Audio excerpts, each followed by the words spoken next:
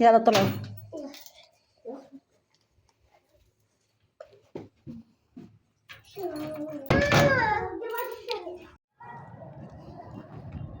تعال حسون نمشي يلا.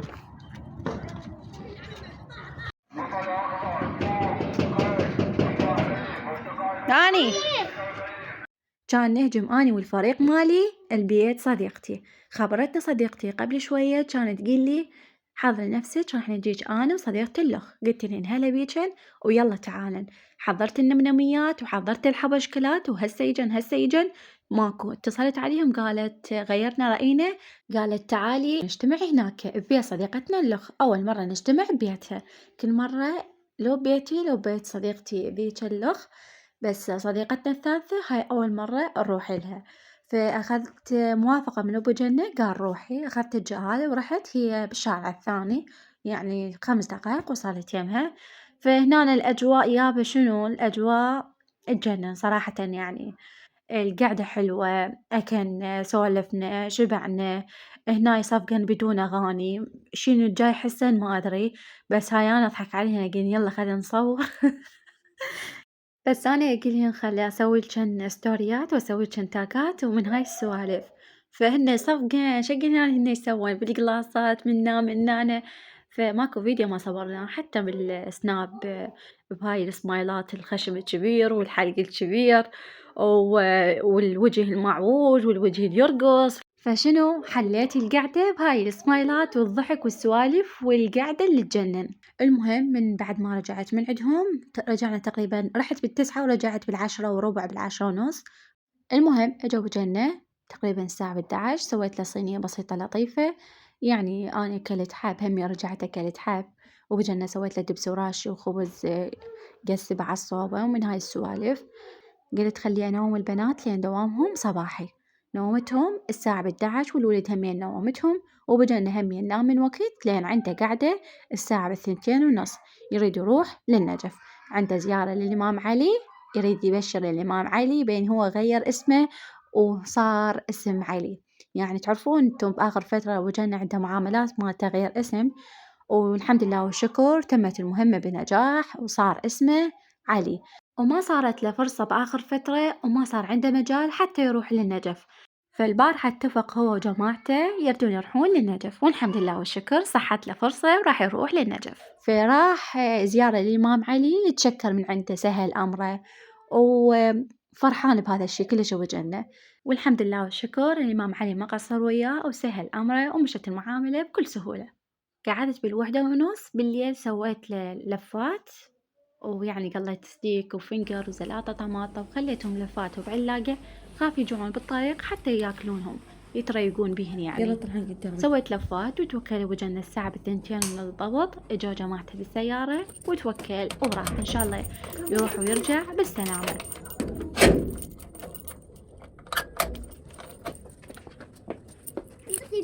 بس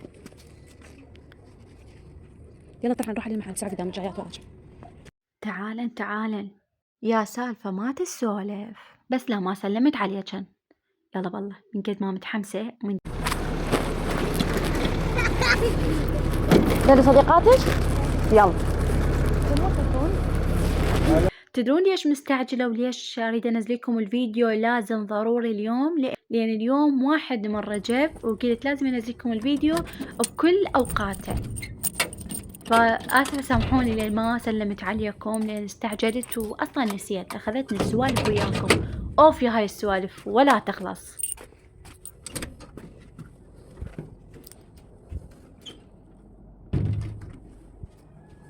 اليوم الفيديو برعاية افتح الباب واقفل الباب وسد الباب. ففيديو اليوم عبارة عن فتح الباب وسد الباب. فتحملوني نزلت لكم فيديو اليوم شنو هم رجع سلمت عليكم. خلي أسلم عليكم. يا مساء الخير ويا مساء العافية. لا هذا الفيديو بديته وياكم من الصبح لازم أصبح عليكم. صباح الخير وصباح العافية عليكم يا أحلى متابعين بالدنيا. شلونكم شخباركم؟ إن شاء الله تكونون بألف خير وانتم تشوفون هذا الفيديو. شلونكم شخباركم؟ والله كلش مشتاقة لكم ومتحمسة أترككم كلش هواية، ولو أني ما مقصرة وياكم تنزيل الفيديوهات، ما جاي أنزلكم فيديوهات طويلة صار لي 3 أيام لأن مشبعتكم فيديوهات قصيرة.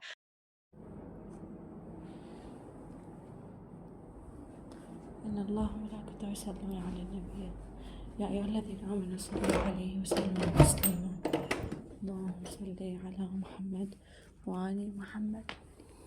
وهاي الفيديوهات القصيرة تعادل الفيديو 1000 مرة، يعني الشغل حماس لطمية، يعني أشجعكم وأسويكم واس كلش هواية. المهم يا حلوات، الفيديو اليوم فيديو جديد روتين جديد، بما انه احنا اليوم اول يوم رجب، اللهم اجعل صيامي فيه صيام الصائمين وقيامي فيه قيام القائمين ونبهني فيه عن نوم الغافلين. الحمد لله على كل حال، وكان نوصل أول يوم من رجب واللهم بلغنا رمضان إن شاء الله ما بقى له شي. وما شاء الله عليه الأيام طب منا تطلع مننا طب يجي قبل رأس الشهر. المهم شاركت وياكم فيديو اليوم أو بديت وياكم اليوم من أول يوم رجب، إن شاء الله أبقى وياكم مستمرة يا رجب وشعبان ورمضان أنزلكم فيديوهات يومية، وإن شاء الله ما أقصر وياكم، بس شنو أريدكم أنتم همين ما تقصرون وياي، أريدكم همين تشجعوني تحفزوني تشتركون بالقناة لايكاتكم وسوالفكم الحلوة بالتعليقات. الإستاذ مالتي تفسخ تفسيخ والبيت كله أنظفه ما أخلي بيه زاوية ما تعتب علي. شوفوا الستاند شلون وسخ صديق كذيب. هو هذا بالتصوير هذا بالآنة متيب ووسخ وانكسر. هسه أنا بهاي الحالة ايش راح أسوي؟ شنو أصوريكم فيديو لو أظل أنا وإيدي وافتر شلون بالله؟ خلي أسوي بلكي ينجح. المهم يا حلوات على واهسكم راح انزلكم فيديوهات يومية من وجاي على واهسكم، شو تقولون؟ انا بالنسبة لي اذا ما عندي واهس اذا ما عندي طاقة ما اصور صراحة يعني، بس من نشوف تعليقاتكم الحلوة لايكاتكم وسوالفكم الحلوة لا، يعني قبل مباشرة اكمل من التعليقات مالاتكم اجيب الستاند واقوم اصور وياكم. فمنا وجاي الاعتماد عليكم، ما دام اني هسه عندي طاقة وحماس وعندي جرأة اصوريكم فيديوهات يومية وانزلكم فيديوهات يومية، بس الاعتماد عليكم انتم، شجعوني وحفزوني كلش هواية. المهم مثل ما شفتوا فيديو اليوم شاركته وياكم من 2:30 بالليل لحد الساعة 10 بالليل، وشاركت وياكم نهاري بالكامل وأجمل مقتطفات اللي يحبها قلبكم. المهم يا حلوات خلي أحكيكم عن تفاصيل الفيديو شوية. مثل ما ذكرت لكم مثل ما شفتوا وجهنا طلع ب2:30 للنجف، من بعد ما طلع وجهنا قفلت البيبان وطبيت نمت، ما قدرت أسوي بشي بنص الليل لأن عندي قاعدة الساعة 7 الصبح. مباشرة قفلت البيبان وطبيت ونمت. المهم قعدت الساعة 7 ضبط، قعدت الحبايب والقرايب بناتي حبيباتي قعدتهم بدلتلهم مشطلهم ووديتهم للمدرسة، وكالعادة قلبي بالبيت باقي لأن حسن حسوني بالبيت وساد عليهم الباب، فالحمد لله والشكر مأمنة ومطمنة بينهم بخير. وهم رجعت للبيت أخذت لي غفة، قلت بين ما يقعدون أقعد وأكمل شغلي وروتيني اليوم.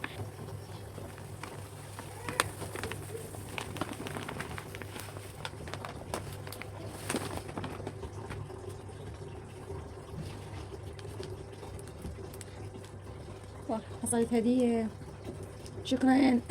بس لو سيارة صابونة يلا نعم الله ماكو كارت مال سيارة الله ويدكم بشارة أول رجب إن شاء الله. سيارة شيء أوحي ها سيارة لا مو هاي. شوف حسن جاب لي شو طيارة. شوف حسن جاب لي هاي السيارة يقول لي هاي تردينها انتي. مالها مكسرة. لو سيارة غسالة هاي حبيبي شكرا العب فيها يلا. نعم الله نعم الله حصلت تايت ودك صورة. هنا يقول الصابونة للوجه والجسم راح استخدمها بس لوجهي وخلاصة مي الورد. نعم الله نعم الله تيام. هاي قبل أنا من كنت صغيرة خلي أسولف وياكم بما إنه الستاند وقع بعد ما له حل. قبل من كنت صغيرة كانت أمي يعني بين كل فترة وفترة توزع، تسوي ثوابات لأهل البيت، فدزني على جوارينا أوزع لهم، أنطيهم ماعين وكذا. فشي يقولوا لي أكو ناس يقولوا لي انعم الله. المهم آسفة سامحوني، الموبايل كل شوية ويدق ويطفى التصوير. المهم فكانت أمي تدزني على جوارينا أوزع لهم، فكان شو تقول لي جوارينا، تقول لي انعم الله. أنا كنت صغيرة، كانت هيك عمر 10 سنوات 11 سنة 12 هيك كان عمري. كانت تقول لي انعم الله، شو أقولها شو أرد عليها؟ أرد عليها أقولها انعم اللهتين. ما كنت أعرف يعني مثل لو قالت لي شكرا كان قلتها عفوا، بس هي شو تقول لي نعم الله، شو أقول هاني نعم اللهتين. هسه ولا أني بتاي توري قلت لهم نعم اللهتين. هلا هلا بالبنات، هلا بالحلوات.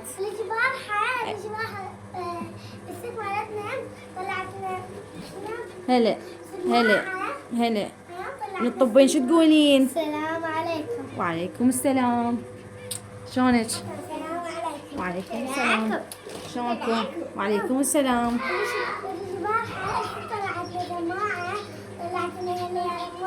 صدق؟ هلا يا رمانة.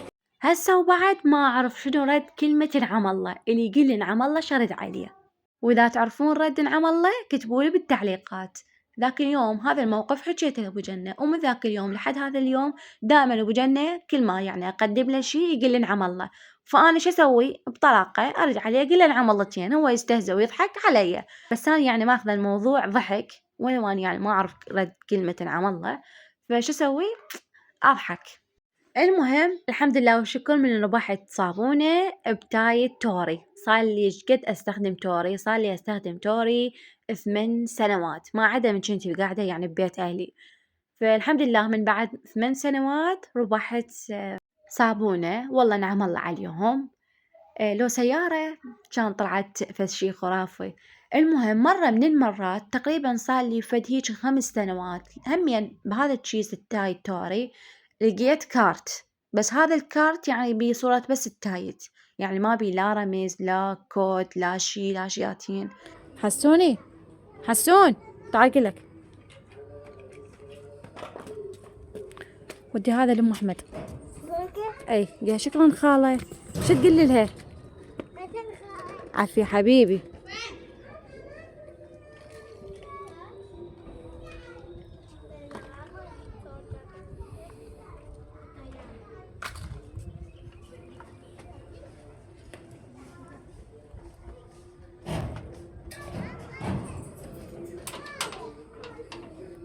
فالمهم هذا الكارت ما بي لا رمز لا كود لا بي أي شي، بقيت همي فترة لمدة شهر أيست من عنده وذبيته. مثل ما شفتن الجنات مشمورات بالطرمة، والله شنو ما لهن خلق وما لهن واهس، تعبانات وشامراتهن بالطرمة. مرات من يصير عندهن واهس يجيبنهن ويخليهن بمكانهن، ومرات من ما لهن خلق وما لهن واهس أجي أني أشيلهن ورجعهن بمكاناتهن.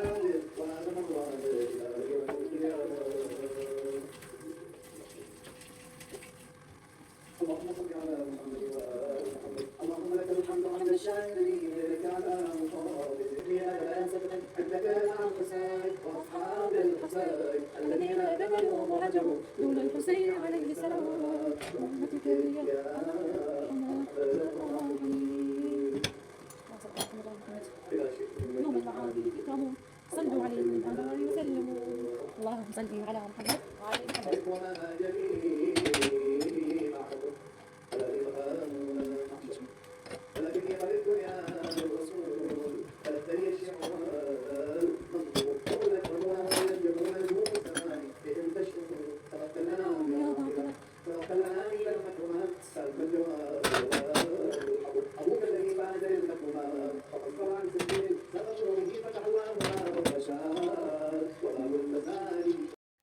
شاركت وياكم أعمال أول يوم رجب، شي أكيد شاركتها لكم بمصباح أول يوم.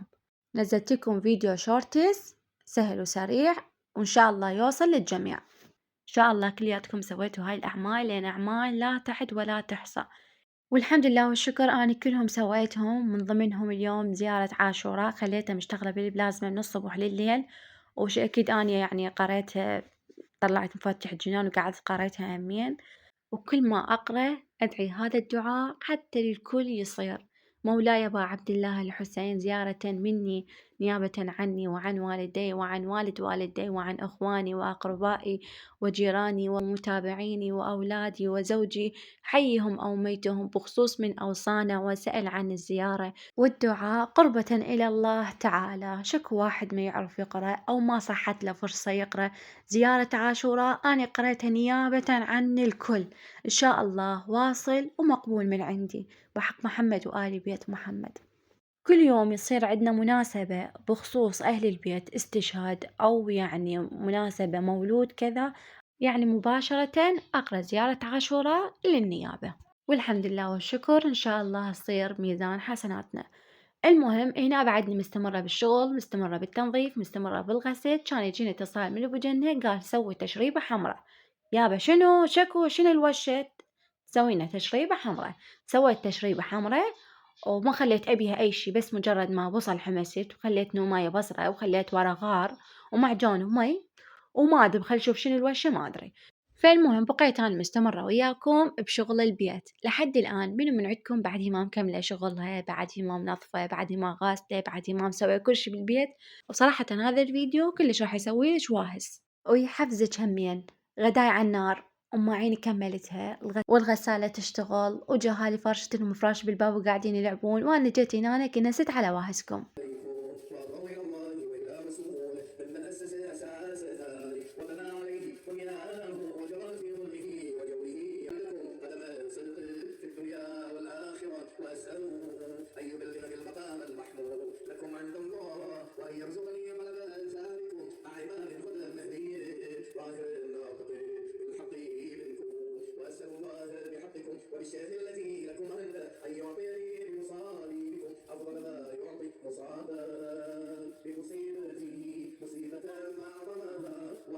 البارحة عندي حملة تنظيف على البيت وعلى المطبخ، بالأخص المطبخ عندي بيه تنظيفات وتغييرات كلش حلوة.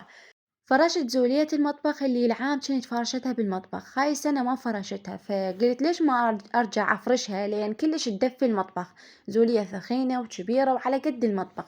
فسويت أني شلت هاي القديمة خليتها للممر وجبت ذيك الزولية اللي مال العام فرشتها بالمطبخ. وأنا قلتلكم بعد تغييرات مال المطبخ، غيرت المكان الكاونتر، العفو غيرت مكان الطباخ وغيرت مكان السلة، وذني بعد تعرفون انتم ترتيبات المرة.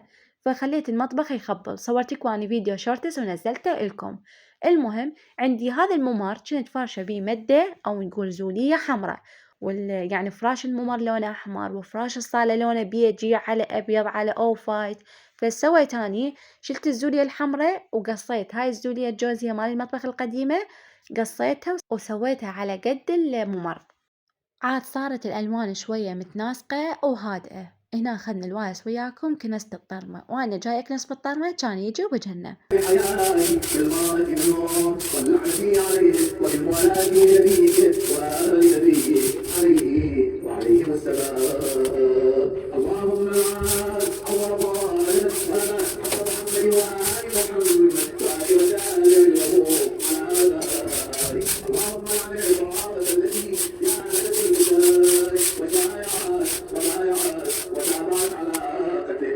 يابا هنا كان يجي وجهنا والغدا جايبه قص، وهنا الغدا قص، وأنا سويت تشريبة حمراء. راح تستغربون وراح تقولون أم جنة شنو الجاي يصير، ما أدري، علمي علمك. كان يجي ويقول لي أم جنة كملت التشريبة؟ قلت له إيه كملتها. قلت له شنو الوشة شنو قص شنو تشريبة، يعني شنو تريد تاكل مثل التشريب واحدة؟ قال لا، اليوم أني غداي واليوم أنت فطورك تشريب قص. أني كل ظني يعني عبالي يعني أخلي القص بالتشريبة، يعني يصير هو مو قال تشريب قص، يعني أنا كل ظني أخلي التشريب بالقص. التشريب بالقص شنو؟ القص بالتشريب. بس بعدين همزين سألته بجنة، لو ما سألته كان مخليه القص بالتشريبة. كان يقول لا، أول مرة تثردين وتخلين القص فوق الثريد. أنا هنا استوعبت الفكرة، وأنا صايمة اشتهيت هاي الأكلة، لأن صار عندي وهس بهاي الأكلة مو طبيعي، فقلت فطوري لازم يعني أسوي هاي الأكلة. حسيتها شوية غريبة، وصراحةً أني مو هالقد يعني بالأكلات الغريبة، يعني ما أستوعبها بسرعة، ما يعني آكلها بسرعة، بس أنا هنا لين صايمة كودًا صايمة فاشتهيتها. المهم هنا سويت صينية لأبو جنة وسويت صينية للجهال، وحسون بيك يريد صينية واحدة. هات هيلا، هاي توقتك. يلا أنت بنت. بعد هاي ماما. ها؟ خذها هاي خذي. لا حطيها هي وقت وقتك. يلا. شكرا. عفوا. المهم سويت لهم الصينية. أنا رحت بين ما هم يتغدون رحت أنا شريت ملابس، وملابس كانت كمية كلش هواية، شريتهم لحد ما كملت، رجعت لقيت العائلة كلها مكملة غدا. معقول أنا هيك تأخرت؟ لو أنا تأخرت متقصدة ومتعمدة حتى ما أجي أشوفهم هم يتغدون. المهم بين ما كملت شر الملابس اجيت لقيتهم مكملين الغدا، وشلت الصينية وغسلت المواعين. وبجنة هنا أكثر من مرة عزمني، صراحةً يعني أكثر من مرة عزمني، يقول لي تعالي اتغدي، وأنا جاي أقول له أني صايمة. فهو شي يقول لي مرة من المرات سمعت السيد يقول إذا أنت كنت صايم وأحد عزمك لازم تفطر وتاكل ويا هذا الشخص اللي طلب من عندك أن تاكل وياه. إذا كلت وياه صيامك راح ينقبل عند رب العالمين، وإذا فطرت ما راح تصومه بغير يوم، لأن اعتبر عند رب العالمين أنت صايم يوم كامل. شرط إذا كان بالأيام المستحبة، يعني مو برمضان. برمضان لا، واجب على الكل لازم يصوم، بس بالأيام المستحبة إذا أحد طلب من عندك تعاي أكلي تعاي شربي معزومة على الغداء، فأنتي لازم يعني مجبورة تفطرين. بس أنا هنا ما فطرت، لأن أنا أصلا منتظرة أيام رجب حتى أصوم بهاي الأيام قضاء ما في الذمة. المهم طبعا هاي المعلومة السيد مو هسه قايل لي إياها بجنة، من زمان قايل لي إياها، وكل مرة كل ما أصوم يعزمني وما أفطر.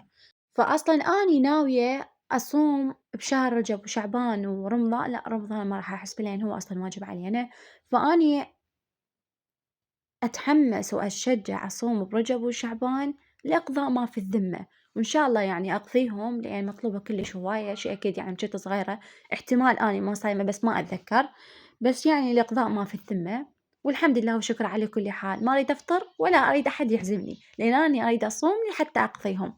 يابا هنا الجو شفته كلش حلو، جو يجنن. شريت الملابس بالاستقبال، وشريت الملابس الثخينة والكبيرة شريتهم بالطرمة على الحبل.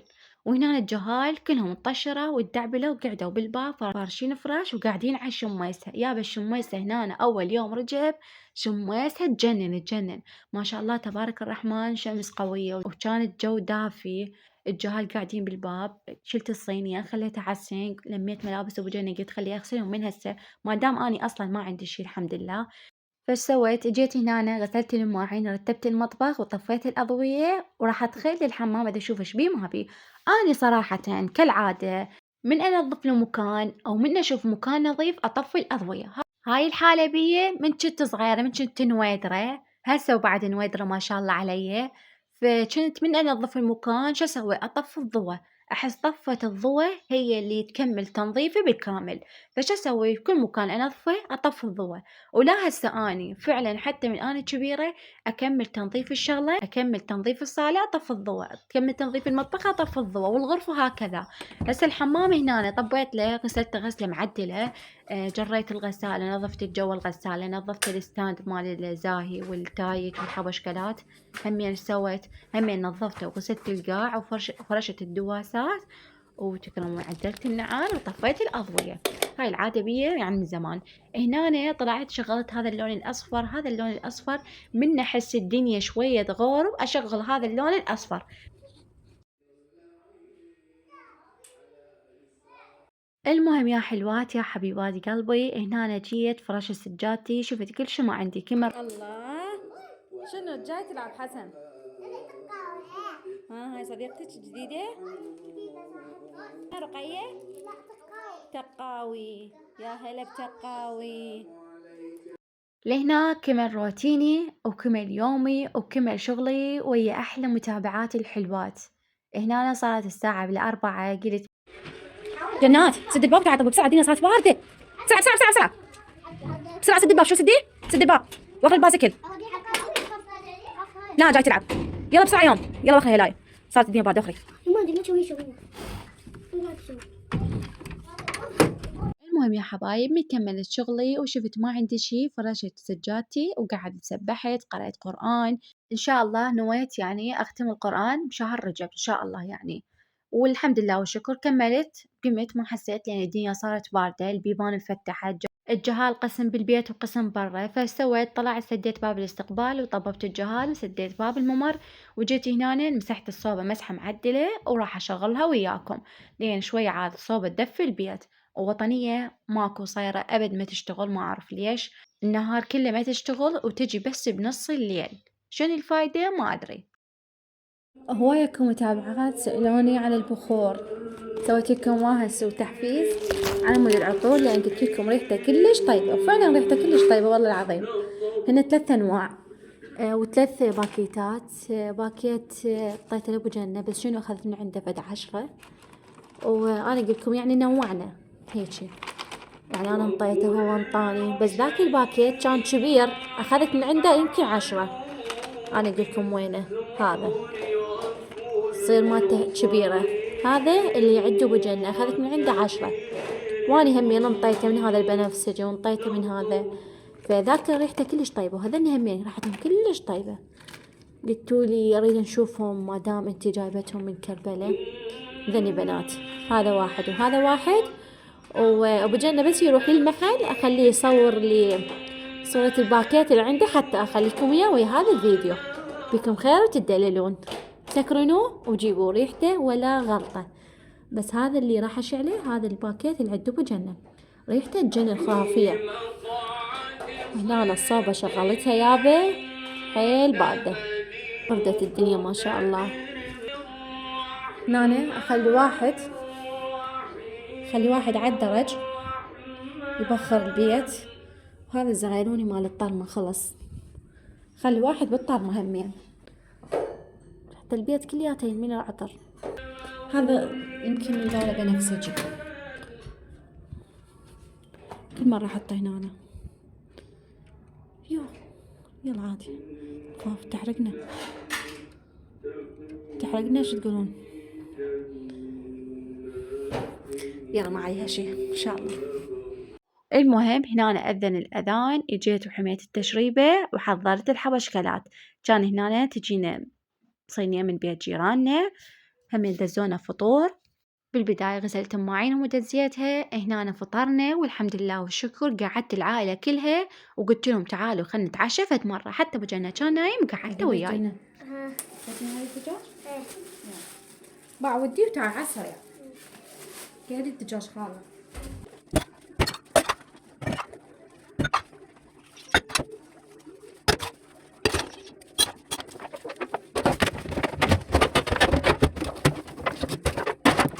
أعوذ بالله من الشيطان الرجيم بسم الله الرحمن الرحيم إن الله وملائكته يصلون على النبي يا أيها الذين آمنوا صلوا عليه وسلموا تسليما اللهم صل على النبي محمد وعلى آله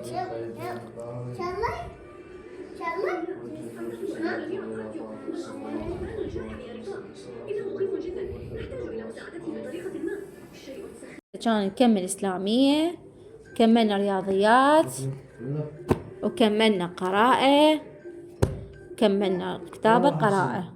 يلا شيلين حطيها بالجنطة. العفو دفتر الرياضيات. يلا شيلي. شو بالله؟ فطرنا والحمد لله والشكر، سهمنا وسهمكم ألف عافية، إن شاء الله صيام مقبول وأفطار شهي.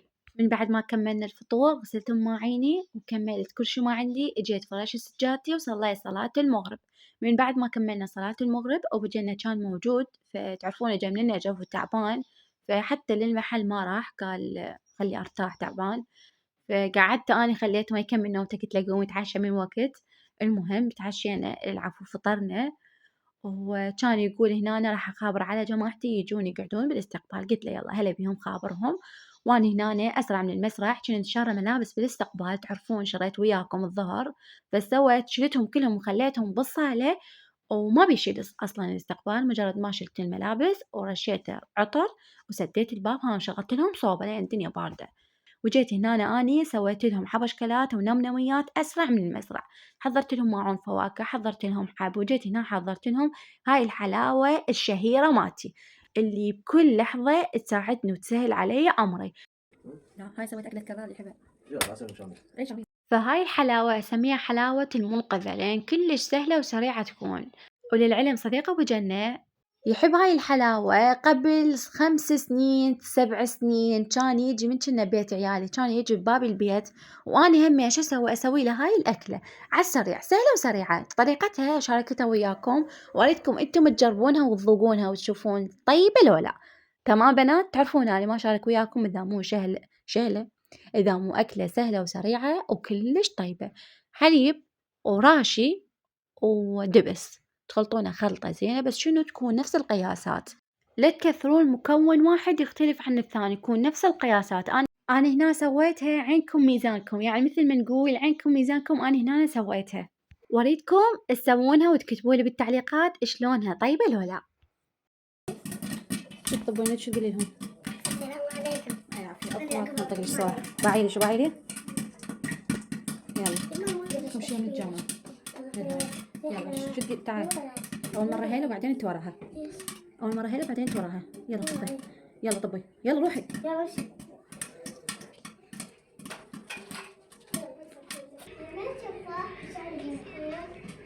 يلا يقول السلام عليكم. راحت قبل غلطة العم ما تتذكر.